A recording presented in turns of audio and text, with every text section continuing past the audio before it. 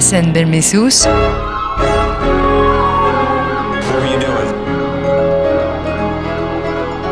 Entre les murs du Grand Paris.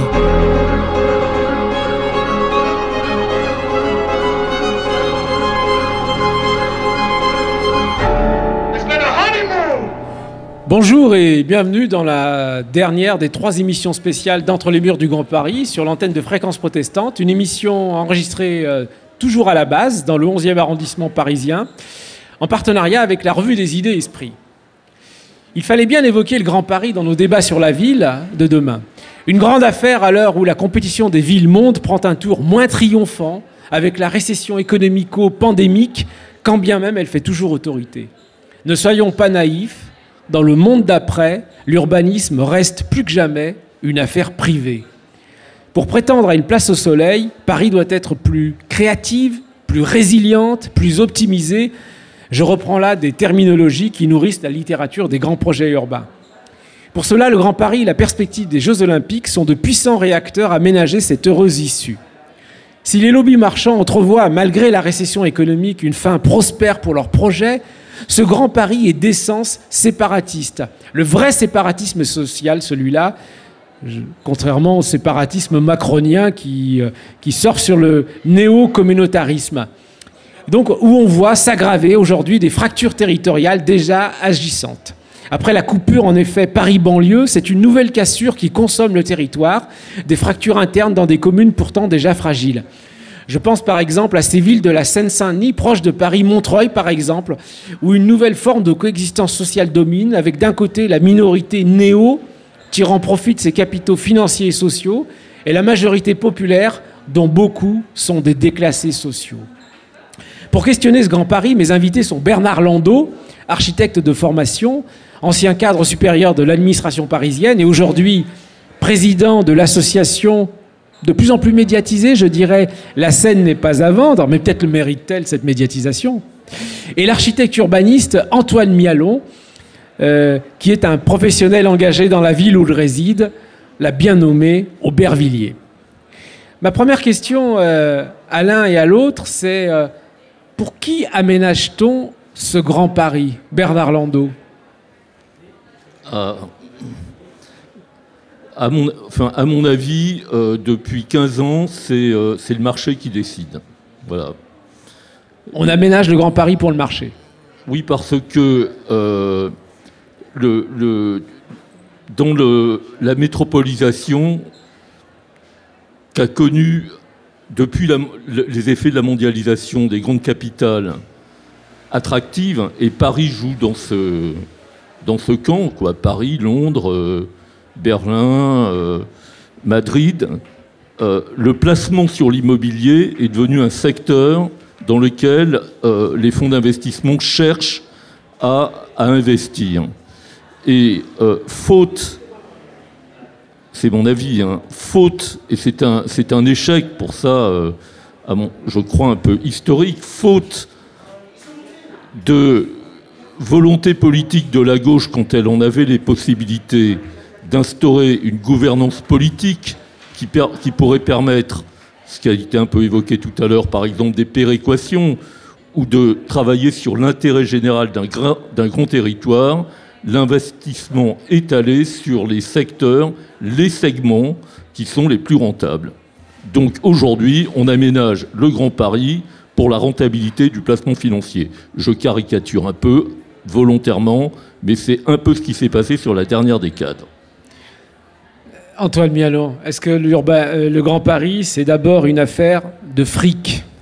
Alors, pour parler d'Aubervilliers, je crois qu'on ne peut pas en parler sans parler des différentes échelles scalaires de la ville. Donc il y a d'abord l'échelle de la commune, après il y a l'échelle des établissements publics territoriaux, et après le Grand Paris.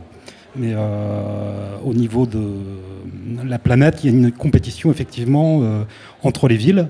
Mais il suffit de voir le volume de construction aujourd'hui, il est supérieur à la reconstruction après-guerre.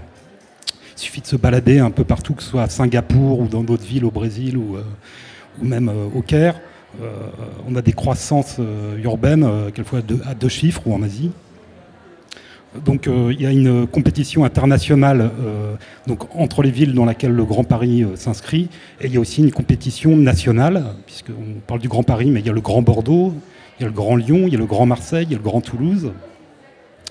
Donc il y a une espèce de folie de construction. Il faut regarder, là je passais sur le périphérique au niveau d'Ivry, j'ai compté 12 tours, 12 grues de construction juste au bord de l'autoroute, du périphérique. D'Ivry. Sur la ville d'Ivry, ouais. Ouais, dans le Val-de-Marne. Finalement, quand on dit que le Grand Paris, c'est d'abord une affaire de mobilité, de transport. Au départ, c'est le Grand Paris Express qui a été réinitié par Nicolas Sarkozy en 2007-2008, de mémoire. Qu'est-ce qui fait qu'il y a eu ce renversement ?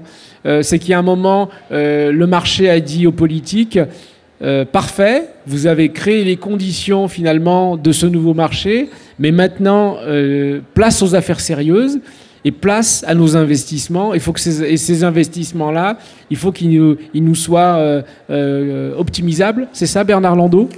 Non, mais évidemment, on caricature un petit peu. Oui, parce que j'ai l'impression d'être dans un jeu de Monopoly, là. Il y a un peu un Monopoly sur le territoire si on regarde où sont les investissements, puisque vous parliez tout à l'heure des fractures territoriales. Il est incontestable que depuis 15 ans, dans le développement de la région parisienne, là où des territoires progressent et s'enrichissent d'un certain point de vue, d'autres s'appauvrissent, c'est-à-dire que les écarts se creusent.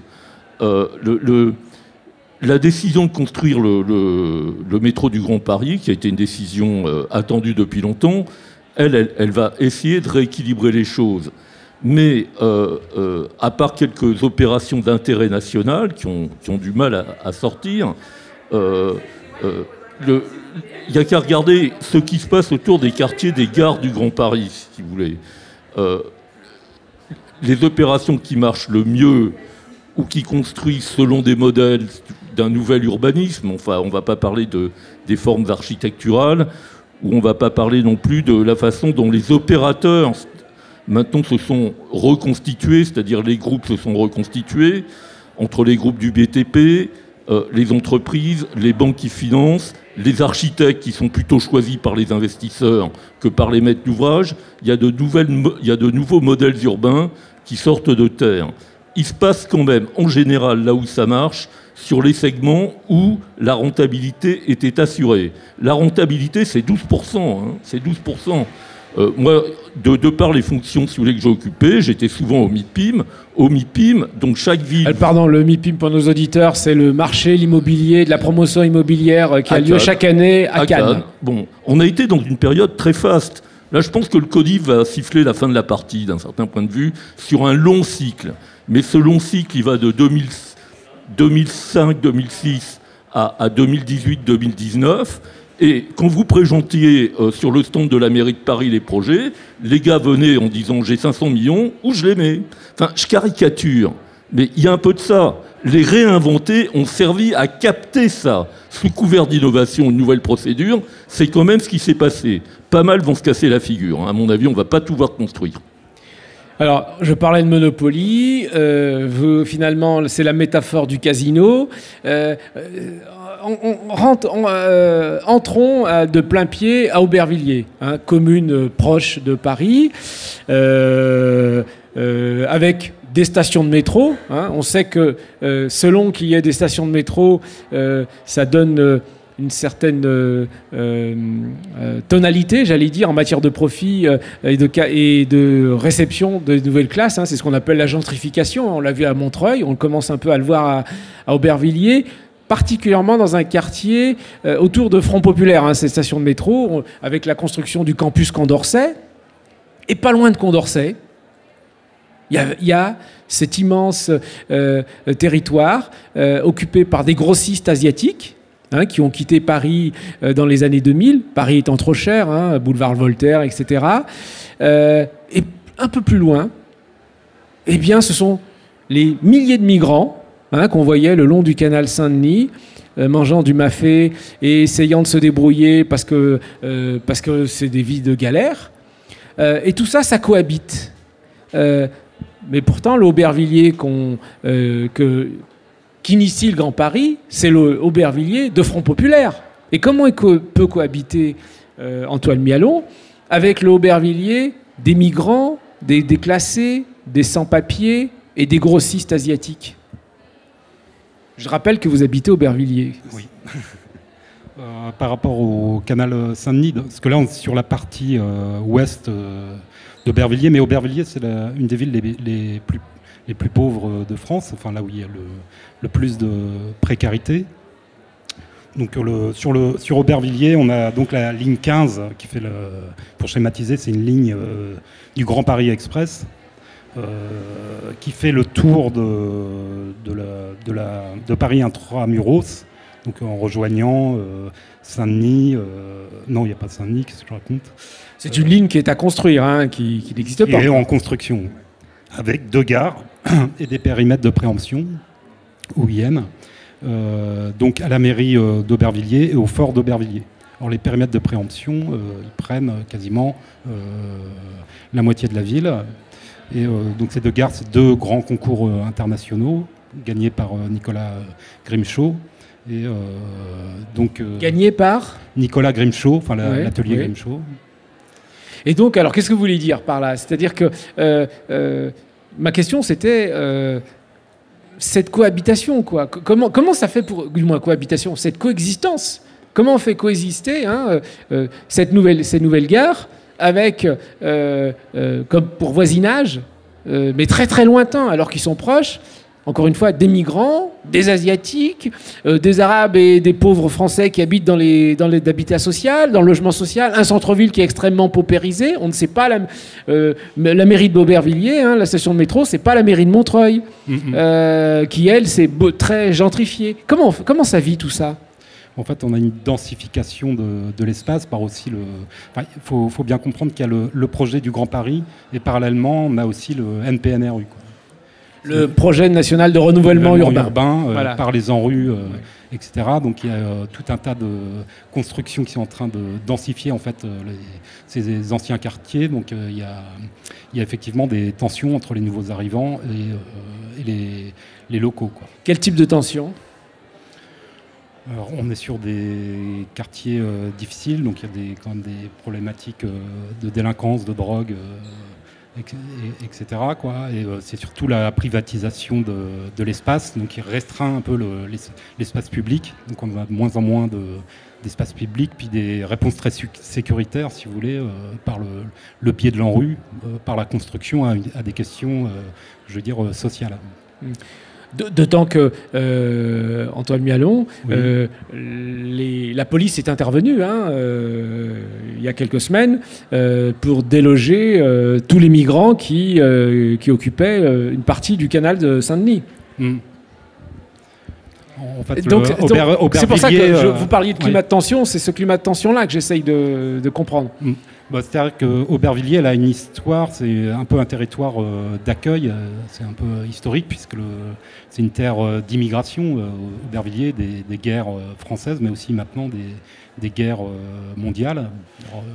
Daninx disait que Aubervilliers est à l'écoute de tous les soubresauts du monde, mais à Aubervilliers, on peut entendre des histoires qui font écho à des choses qui se passent, ou des guerres qui se passent un peu partout dans le monde, et des choses des événements assez récents, quoi.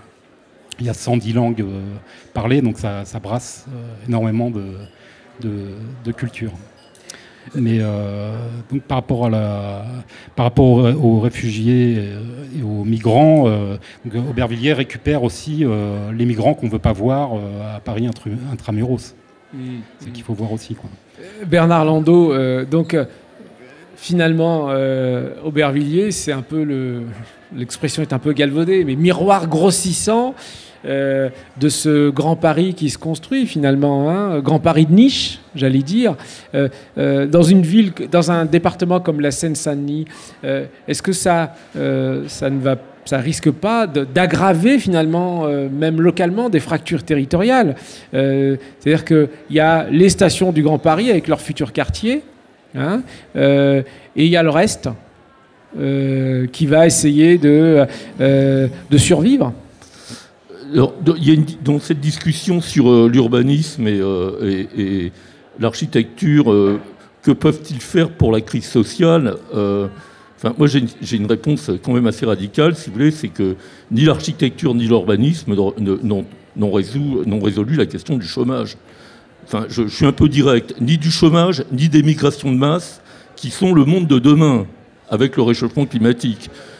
Donc on peut faire les villes les plus belles qu'on veut, les mieux distribuées. S'il y a 10 millions de chômeurs, le problème est structurel et c'est pas l'urbanisme qui va résoudre ça. Je dis ça parce que on vit quand même dans des contradictions internes au développement de la façon dont ce que je pense nécessaire, c'est-à-dire une vision solidaire et qui dépasse l'entre-soi de chaque maire, pour partager un certain nombre de choses sur le territoire qu'on pourrait appeler du Grand Paris. Je vais juste donner 2 exemples très simples de ce que ça peut illustrer. Aujourd'hui, le système dit que chacun doit trouver la solution à son problème sur son territoire. Il y a 8 ans, la ville de Saint-Ouen se paye un parc de 11 hectares avec l'aide de la région, de l'État, un peu de la ville de Paris, et elle arrive à faire un parc de 11 hectares. Ça, c'était possible il y a encore peu de temps. Au même moment, si vous voulez, ou pas au même moment, à un autre endroit, sur un endroit qui est tout à fait important, à la confluence de la Marne et de la Seine, à Ivry, ces dispositifs de solidarité ayant disparu, la ville d'Ivry essaye de faire toute seule, avec les finances de sa commune, un maigre parc de 5 hectares. Il en faudrait un bien plus grand, si vous voulez, on parlait tout à l'heure. Mais il n'y a plus ces systèmes de solidarité. Premier exemple. Deuxième exemple, à l'inverse, c'est passé cet été de façon extrêmement discrète une enquête publique sur que faire sur le centre de l'île Seguin. Alors, l'enquête publique... Dans les Hauts-de-Seine. Dans les Hauts-de-Seine, à Boulogne. Boulogne, c'est des fans du bourreau, si vous voulez. La ville de Boulogne, ils ont plus de gens qui travaillent à Boulogne que d'habitants. Et leur idée, c'est de continuer à faire du bureau. Alors, si vous voulez, sur cette petite île au centre qui fait 170 mètres de large, on va nous rebalancer 160 000 mètres carrés de bureaux. Comprenne qui pourra, si vous voulez. Mais ça sont des exemples très concrets de l'importance d'une gouvernance métropolitaine qui disent à Boulogne, écoute, ça suffit. D'abord, les îles, c'est des îlots de fraîcheur. C'est pas des trucs pour aller construire des bureaux dont on n'a pas besoin, mais c'est la situation dans laquelle on est. Donc, si vous voulez, moi, je suis un militant du Grand Paris, mais je suis même, si vous voulez, presque pour que l'État reprenne la main, mais sur une politique, je dirais presque autoritaire et de solidarité. Par exemple, que l'agrément sur les bureaux ne soit pas donné à la ville de Boulogne, ou l'agrément sur les activités soit donné pour les territoires qui ont besoin de créer des emplois. Parce que sans ça, et c'est probablement le scénario dans lequel on va, si vous voulez, il y a eu la construction des HBM, qu'est-ce qu'il y avait au PDHM? Il y avait la zone. Bon, et dans les contradictions, si vous voulez, je vois la Caisse des dépôts à lancer, enfin, personne ne l'a relevé, mais un appel à projet aux architectes, et aux maires pour qu'ils trouvent des terrains pour mettre des algécos pour loger les sans-abri. Traduit en français, les bidonvilles des temps modernes. Non, mais c'est exactement ce qui va se passer. Faut pas se raconter, c'est la réalité devant laquelle on est. Je suis pas très optimiste, mais on peut pas opposer, si vous voulez, dans les villes, non, on est contre le Grand Paris parce que ça déporte. Et on a vu que depuis 20 ans, les élus de toutes les communes du Grand Paris, c'est-à-dire les élus au niveau des élus, ils n'ont pas été capables de se mettre d'accord pour un minimum de solidarité intercommunale. Donc ça, c'est un vrai échec de la démocratie. Il y a Marseille et la région parisienne qui sont dans ce cas-là. Donc il faut prendre le problème par le bas, comme l'on dit lors d'une première émission, et dans les dernières années à Paris, ce qui est flagrant, c'est que vous avez un renouveau des luttes urbaines. Depuis 20 ans, ça n'existait pas. Et aussi par le haut. Antoine Miallion, il y a peu de démocratie, et Aubervilliers est une commune qui a été sacrément finalement pointé du doigt. Je pense entre autres à ce petit livre paru chez Gallimard, la collection de tracts de l'écrivain Didier Daninx, il y a quelques mois. Pourtant, je n'ai pas l'impression qu'à Aubervilliers, il y a, au-delà des initiatives associatives, etc., un mouvement de contestation politique puissant. Ou je me trompe ? de contestation envers les élus. Envers les élus, envers cette façon finalement de faire de la ville, ce campus Condorcet qui pousse comme ça dans un endroit et qui va profiter qu'à quelques-uns. C'est une sorte de bunker, hein. Moi j'ai l'impression, hein, quand on s'y promène.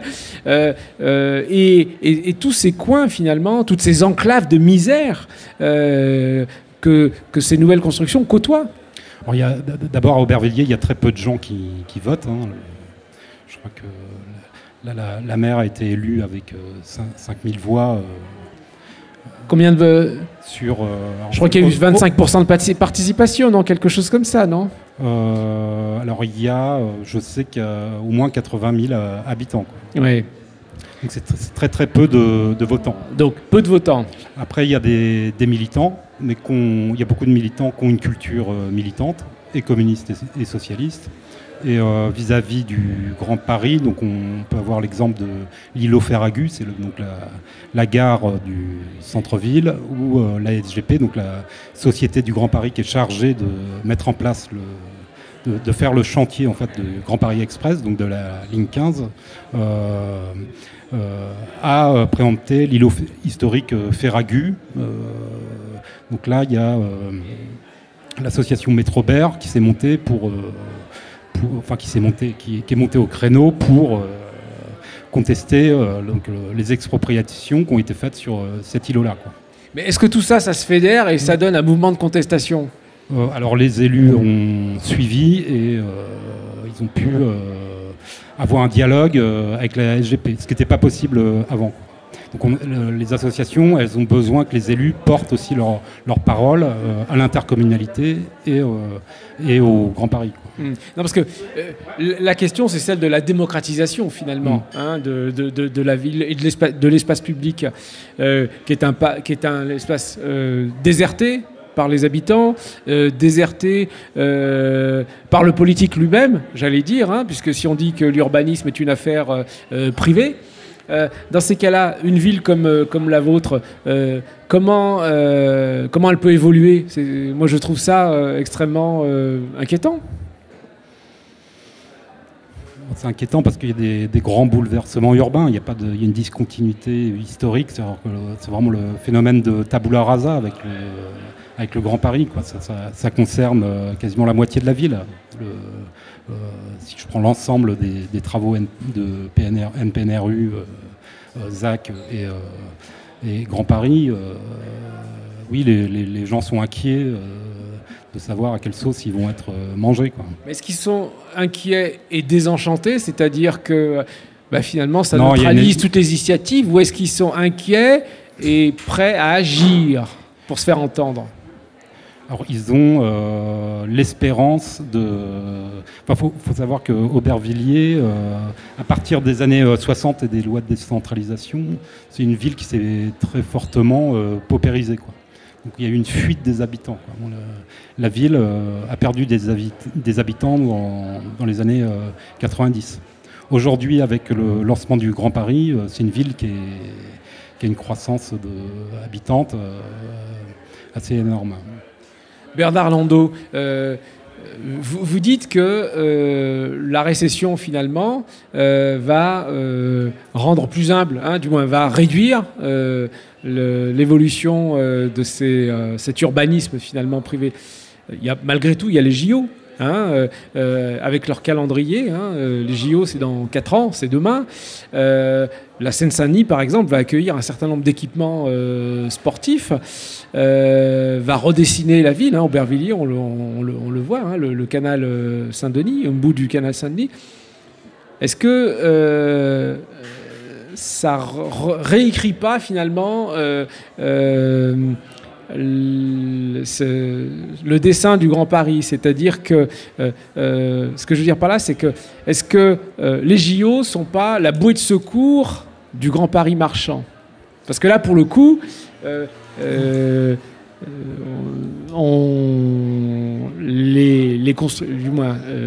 programme doit être fait. Alors oui, dans votre question, il y a une part de vérité ou d'intuition. De toute façon, il n'y a qu'à regarder la feuille de route du préfet, dont je ne me rappelle pas le nom, qui remplace Cadeau.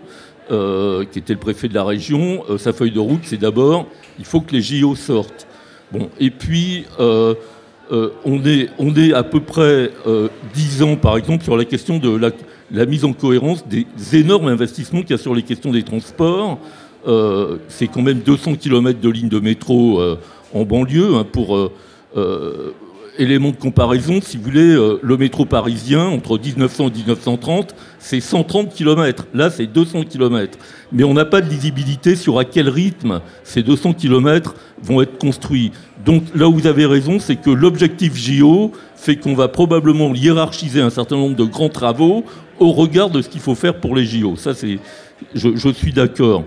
Mais si vous voulez, quand je tente que, par exemple, la ville de Paris veut réviser son plan local d'urbanisme, alors on va voir ce que ça va donner. C'est une ville très dense. On a dit, les assos ont dit stop au béton, et elle sort le truc urbanisme bioclimatique. Bon, moi je sens venir. Alors je suis pas très optimiste sur l'avenir de. Si vous voulez, il y a beaucoup d'autres facteurs qui vont rentrer en ligne de compte, mais je sens quand même des changements dans les mentalités, si vous voulez, des changements dans les mentalités.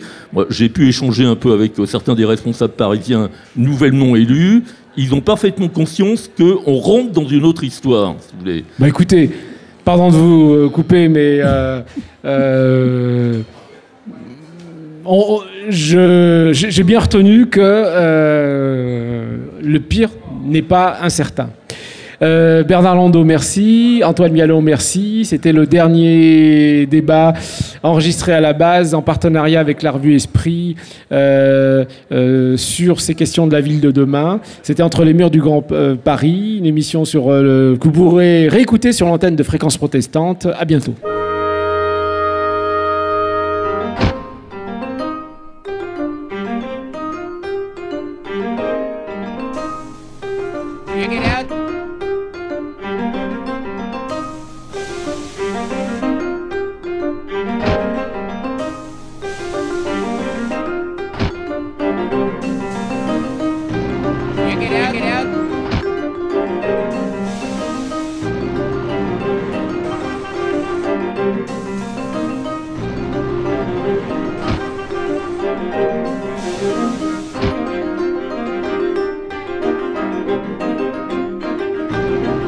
Get out.